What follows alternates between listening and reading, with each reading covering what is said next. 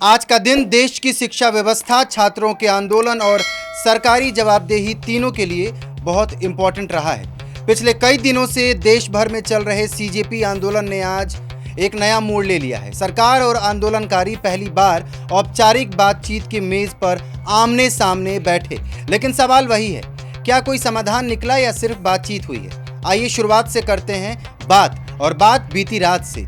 प्रधानमंत्री नरेंद्र मोदी ने अपने सोशल मीडिया संदेश में देश के छात्रों को भरोसा दिलाया कि बच्चों का भविष्य सरकार की सर्वोच्च प्राथमिकता है। उन्होंने कहा कि पेपर लीक जैसी घटनाओं को बर्दाश्त नहीं किया जाएगा, दोषियों को सख्त सजा मिलेगी और ऐसी घटनाओं के खिलाफ तेज कानून कार्रवाई सुनिश्चित करने के लिए फास्ट ट्रैक व्यवस्था पर भी काम शुरू होगा और इनफैक्ट शुरू होने वाला है।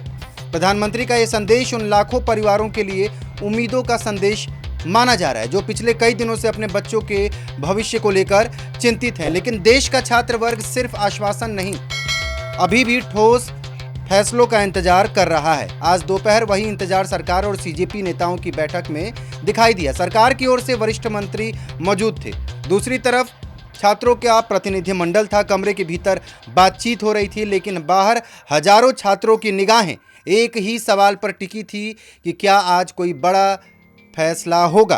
बैठक में आंदोलनकारियों ने अपनी मांगें दोहराई कि सबसे पहली केंद्रीय शिक्षा मंत्री धर्मेंद्र प्रधान का इस्तीफा। आंदोलनकारियों का कहना है कि जब देश की सबसे बड़ी परीक्षाओं में भरोसे का संकट पैदा हुआ है, तब केवल दोषियों की गिरफ्तारी पर्याप्त नहीं है, जवाबदेही शीर्ष स्तर पर भी चाहिए। लेकिन सरकार ने इस मांग को स्वीकार नहीं किया है और यहीं से आज की सबसे बड़ी खबर निकलकर सामने आई है। सरकार बातचीत के लिए तैयार दिखी, लेकिन इस्तीफे के सवाल पर पीछे नहीं हट रही है। दूसरी तरफ सीजेपी नेताओं या प्रोटेस्ट में शामिल जो सीजेपी के हेड हैं, उन्होंने भी साफ शब्दों में कहा है कि आंदोलन फिलहाल समाप्त नहीं होगा। यानी बातचीत हुई है लेकिन सहमति नहीं बनी है। सरकार ने कहा है कि कानून मजबूत होगा, लेकिन छात्रों का सवाल है, पहले जिम्मेदारी तय करिए। सरकार ने कहा है दोषियों को सजा मिलेगी।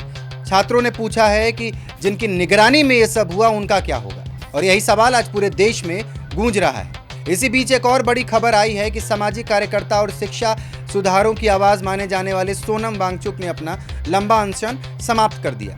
ये बड़ी खबर हालांकि आपको बहुत पहले मिल चुकी होगी, ये अभी की बात नहीं है। मैंने इस पूरे खबर में इसको भी जगह दी है। सरकार की ओर से मिले आश्वासनों के बाद उन्होंने ये उपवास तोड़ा है, लेकिन इसी के साथ सीजेपी नेतृत्व ने स्पष्ट कर दिया है कि सोनम वांगचुक का अनशन समाप्त होने का अर्थ ये नहीं है कि आंदोलन समाप्त हो गया। उनका यह कहना है कि वो खुश हैं इस बात से कि सोनम वांगचुक का अनशन समाप्त हो गया। उन्होंने कहा है कि आंदोलन अपनी सभी प्रमुख मांगों के साथ पहले की तरह जारी रहेगा।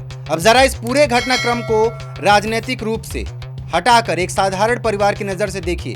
देश का मध्यम वर्गीय परिवार, बेटा या बेटी डॉक्टर बने, यही सपना लेकर वर्षों तक मेहनत करता है। कोचिंग की फीस भरने के लिए पिता अतिरिक्त काम कर रहा है, माँ अपनी इच्छाएं छोड़ रही है, बच्चा दिन रात पढ़ाई कर रहा है। लेकिन अगर परीक्षा निष्पक्षता पर ही सवाल खड़े हो जाएं तो सबसे पहले टूटता है विश्वास, और जब विश्वास टूटता है तो आंदोलन सिर्फ सड़कों पर नहीं होता, वो घर के भीतर भी शुरू हो जाता है। आज यही भावना पूरे देश में दिख रही है।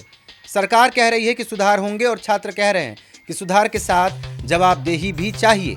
सरकार बातचीत कर रही है और छात्र आंदोलन जारी रखे हुए हैं। दोनों पक्ष संवाद की बात कर रहे हैं, लेकिन दोनों की प्राथमिकताएं अलग अलग दिखाई दे रही हैं। अब सबसे बड़ा सवाल है कि क्या यह आंदोलन आने वाले दिनों में और तेज होगा? क्या सरकार आगे कोई बड़ा राजनीतिक फैसला लेगी? क्या केवल कानूनी सुधार छात्रों का भरोसा वापस ला पाएंगे, या फिर यह आंदोलन शिक्षा व्यवस्था में व्यापक बदलाव की शुरुआत बनेगा? इन सवालों के जवाब आने वाले समय में आपको मिल जाएगी। लेकिन एक बात निश्चित है, भारत जैसा युवा देश में शिक्षा केवल एक विभाग का विषय नहीं है, ये करोड़ों सपनों का विषय है। इन सभी पेरेंट्स, गार्जियन की उम्मीदों का विषय है, जिन्होंने अपने बच्चों की पढ़ाई के लिए जीवन भर संघर्ष किया है। और अब सरकार को ये बात समझनी होगी। ये उन छात्रों का विषय है जो ये मानकर परीक्षा देने जाते हैं कि मेहनत का परिणाम मेहनत से ही तय होगा। हम किसी पक्ष का समर्थन कल भी नहीं करते थे और आज भी नहीं करते। हमारा उद्देश्य केवल तथ्यों को आपके सामने ज्यों का त्यों रखना है। लोकतंत्र में सरकार का पक्ष भी सुना जाएगा और छात्रों की आवाज तो कोई रोक ही नहीं सकता है, क्योंकि सवाल किसी सरकार या किसी संगठन से बड़ा है। सवाल उस भरोसे का है जिस पर भारत का भविष्य खड़ा है। आज के घटनाक्रम ने इतना स्पष्ट कर दिया है कि संवाद शुरू हो चुका है। लेकिन समाधान अभी बाकी है कि आने वाले दिनों में ये दूरी कम होगी या आंदोलन और व्यापक रूप लेगा। और अभी बस थोड़ी ही देर में शिक्षा मंत्रालय ऐलान करेगा, एनटीए में सुधार की बात होगी। वहीं प्रधानमंत्री ने सभी मंत्रियों से इंस्टाग्राम पर युवाओं से निरंतर संवाद करने का सलाह दिया है। मतलब प्रधानमंत्री नरेंद्र मोदी कल रात से एक्टिव मोड में आ चुके हैं। आज उन्होंने सभी मंत्रियों से कहा कि अब ऐसे काम नहीं चलेगा, आप इंस्टाग्राम पर युवाओं से जुड़िए, बातें करिए, उनकी समस्याओं को सीधे तरीके से सुनिए और समाधान की बात मुझसे आकर करिए। और इस पर देश की निगाहें अब टिकी रहेंगी। फिलहाल इस खास रिपोर्ट में इतना ही, और देखते हैं 8 बजे के ऐलान के बाद क्या कुछ बदलता है आज पूरे देश में और खास करके दिल्ली में। तब तक के लिए बने रहिए अरुंधति न्यूज़ के साथ। आपका बहुत बहुत धन्यवाद। और एक बार फिर से सब्सक्राइब कर लीजिए हमारे यूट्यूब चैनल को, क्योंकि आपके सब्सक्रिप्शन से ही, आप जितना हमारे चैनल को सब्सक्राइब करेंगे उससे हमें शक्ति मिलती है, उससे हमें मोटिवेशन मिलता है खबरों को तेज़ तरीके से तुरंत आप तक पहुंचाने में। पूरी टीम को इससे मदद मिलती है। आपका बहुत बहुत धन्यवाद।